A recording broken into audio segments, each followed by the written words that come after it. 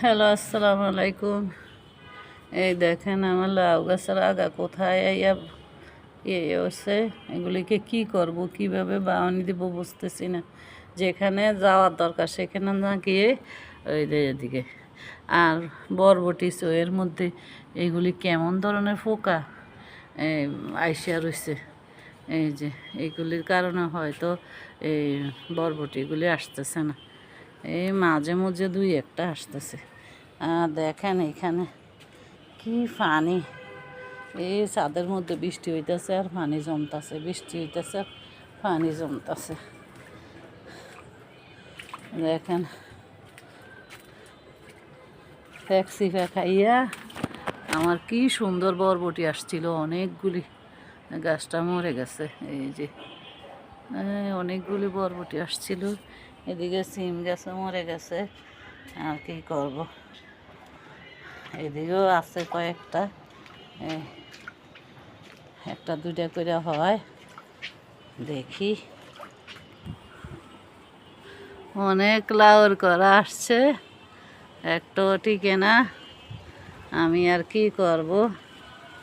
এখানে দেখেন কি সুন্দর একটা আম, অনেক বড় হইতেছে মাশাআল্লাহ দিলে।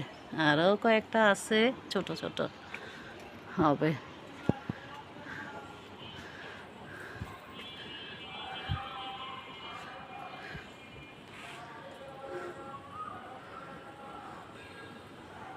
কালকে অনেকগুলি কামরাঙ্গা হারভেস্ট করছি, এখনও দেখেন আল্লাহর রহমতে।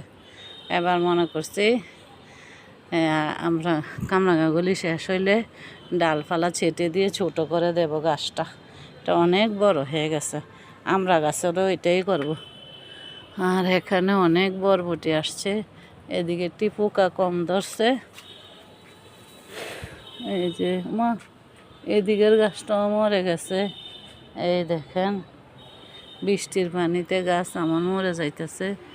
আল্লাহ, আমি কি করব, সব গাছ মরে যাইতেছে, সবজি গাছ। আর কেমন ধরনের পোকা জানি আসছে।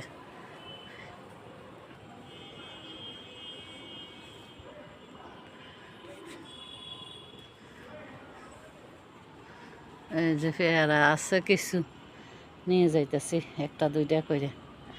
এই যে আমার আম গাছটা আল্লাহর রহমতে ডালপালা কেটে দেওয়া, নতুন করে ফুরি টুরি আসছে, অনেক সুন্দর হয়ে।